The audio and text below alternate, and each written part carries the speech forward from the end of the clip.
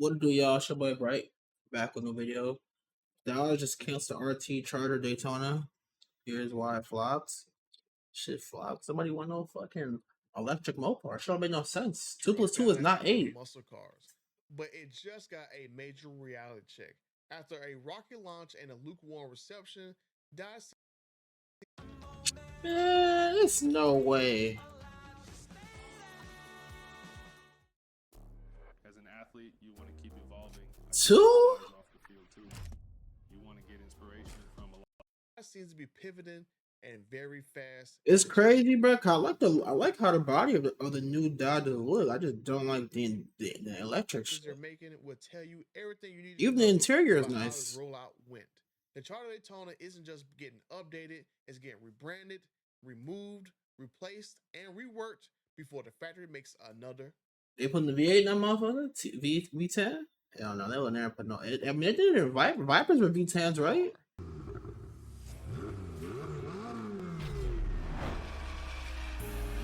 No, that should be whack though, because that should be naturally aspirated V10 though. Do they even make V10 cars anymore? Friends and the 72% of you guys who are hurting my feelings by watching these videos and not hit the subscribe button. He ain't here for the promo. Shout out to dude though. No more stage 2, just already at maximum power when you buy the car. No badges on the fenders anymore to symbolize stage 1, stage 2. No extra pricing tied to going to the dealer to buy stage kits, which on an EV does not make any sense whatsoever. The car is capable of more horsepower, but Dodge is going to software lock the car out of you being able to access that horsepower and then make you pay more money in order to access something that your car can already do. That's crazy. I can offer a track day feature. I can offer a feature that says, hey, you want to buy it for the weekend. And then if you like it for the weekend while you're at the track, you can then pay more and keep it, things like that. And even though you can do more performance with electrification with some updates, you still have to have hardware, right? You still have to have suspension, you still have to have brakes, you still have the tires. And that's why we said, hey, we're going to launch 3 different trim levels, but 2 power levels up on each of those trim levels is going to be available through direct connection. The reason that we did that and didn't say, hey, it's 1 power level and you can buy 8 more is because you need the hardware. So you buy the first car, and we're going to give you the hardware that we're not going to let you. Just shit sound like how 2K community be scamming niggas to get money on the VC. Outrun your suspension, your wheels, your tires, your brakes, and still step up. And then the next one, you're not going to be able to outrun your wheels, tires, brakes, and then the next one, and the next one. So we're going to bake that capability in. If you buy the car and you never upgrade it, did you overpay a little bit? Yeah, maybe a little bit. You got a little more brake, a little more suspension, a little more tire than maybe needed, but it's a muscle car. It's fine. This was supposed to electric muscle car don't make sense to me. But Dodge never went through with the whole process of taking the stage kits off of the actual cars. Probably because they knew that if they did that, those EVs, the RT and the Scat Pack, will get easily smoked by EVs, which they are in most cases, and even gas cars as well. Because if you did not know, the Scat Pack EV was only supposed to have 590 horsepower, and only because of 2 stage kits added, that it took the horsepower up to 670.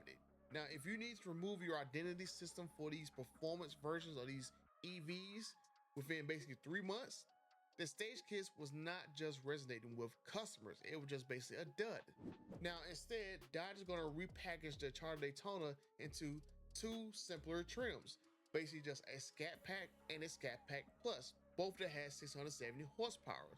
No stage kits, no digital horsepower unlocks, just 2 trim levels that now include both the 2-door and the 4-door of the Charter Daytona in 2026. That's a good thing, right? RT, basically from this graphic, looks like it is basically eliminated. So if you own an RT, you are one of the lucky few or the unlucky few that own a discontinued model that didn't sell well. But honestly, the RT did not make any sense whatsoever. Well, I can make that as a collector out of them, so that it never should have existed. So the Scat gets drift and donut, RT doesn't. RT doesn't. Scat also gets drag and track. Are the EDMs the same size from Scat to RT? Yeah, they're both 250 kilowatt hour EDMs. Gotcha. Yeah. And then so what's the limiting factor for horsepower? Is it the battery? The different size battery? It's the EDM. Okay, I yeah. got it. So how much power you can put through the EDM, I got and you. how much. You could just have somebody. Couldn't you just have somebody unlock that yourself that know that way around a Okay, car? so they are different. Okay, so they are different spec EDMs. The EDMs are the same on the Scat Pack and the RT. Oh, they are? And the Okay. battery and all the platform is the same. Besides, like some of the chassis hardware. So Yeah. like on the Scat Pack, this has the track pack on it. Yeah. So dual valve adaptive damping suspension. Right. The SRT brakes. So we haven't even talked about like any of the SRT stuff. Yeah. That'll still come, but the brakes are from the SRT model. So the huge 6 pistons. Staggered wheel and tire setup come in that, and then the fixed back, high back seats too. I'm learning just like how y'all learning right now, chat.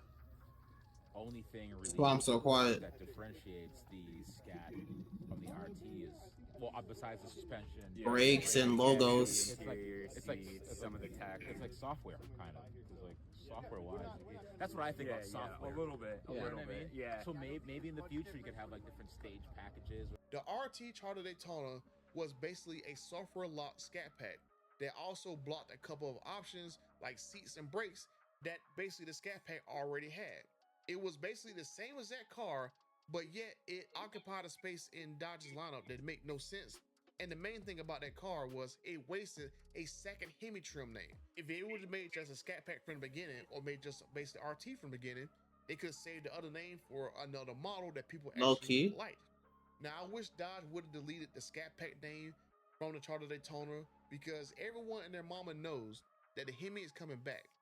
The name of a car is very, very important, and Dodge knows that firsthand. The name Scat Pack saved the SRT 392 car from being a sales flop. Now, if you don't believe me, my dear friend will tell you how huge it was to rename the SRT 392 to the Scat Pack and how. Keep going. But look at it like this. This will be the third time that Dodge has renamed these EVs that they've made. And they've only been out for really 1 quarter. Because if you remember, I'm going to see how far you can remember this. If you remember, these cars were supposed to be called the Charter Daytona 340. And then the 370 for stage I 1. remember that. And then the 400 for stage 2. Those What names was were that? all changed to RT.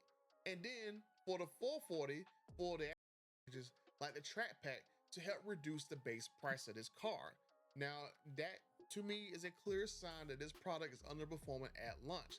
To me, this is like trying to remove the RT name and remove mandatory packages. It's basically like the automaker's version of slapping in a "we're going out of business" sale for this car without publicly admitting that this car was a failure, no one wants to buy it, and they're trying to figure out ways how to lower the MSRP without having to, tell anybody that they're doing this. All the changes point to me one thing: that this car is not landing the way that Dodge hoped. And now, Man, what were they expecting? What was God expecting? Did they think niggas gonna buy into this bullshit? the brand is scrambling to simplify the lineup, ditch all the digital stage kit nonsense, and prepare the market for what really matters: the return of the Hemi engine. How much do you want to bet that you will see the Charter RT again, but this time I guarantee you it's gonna have a 5.7 Hemi in it? How much you want to bet? A The 5.7. 392 version, Dodge still has a trademark for the name Super B, so that would be a pretty cool name to upgrade from, going from Scat Pack to Super B as next generation Charger. And I think that would be a great step going forward, since they're The Super B be the same shit though, the regular all Scat. of a sudden change the names of all their cars. I'll talk about the actual 6-pack cars in another video. All these changes to these cars are basically me a band-aid to cover up the wound that Stellantis created.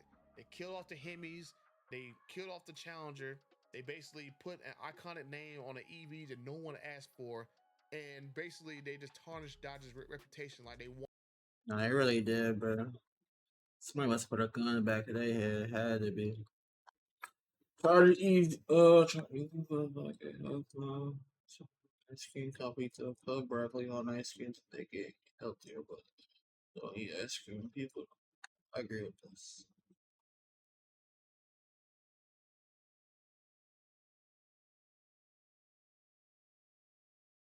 Josh should have made the horn in AV and brought the SRT, brought back the SRT4 Neon to continue with the V8 program. What is this? Y'all think they should have kept V8s? Because now they're going twin turbo, I think.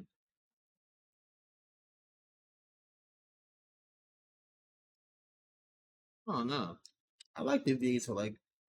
What they just gonna do? Keep adding more horsepower to it? What would be the difference? Just new body, but same horsepower. Bro, if they're to make a new Dodge, like Charger Challenger, they need to fucking. They're not gonna do it, but like they need to make one. Like I like the body, but it needs to be lighter. Like you need to make it. They need to make the Chargers or make them all wheel drive. You know what I'm saying? Keep the same body as these new ones, but make them all wheel drive like how the EVs are. Make them if it's gonna be a V8, 700 horsepower, 800 horsepower, make them all wheel drive. That'd be the only difference. New interior, new exterior, they're all wheel drive, same engine. That should be hard. I like how they do it. These new ones look too. That should be hard. Put your phone V8 charger to EV changes, like catch up, protect the sun. Yeah, I'm dead. Come across S6 chargers on there. Stuff like buying them. Yeah, I don't even know anybody who has a new charger. We know it's your boy Bright. Like, comment, subscribe. Tell me what y'all think. Shout out to this dude right here.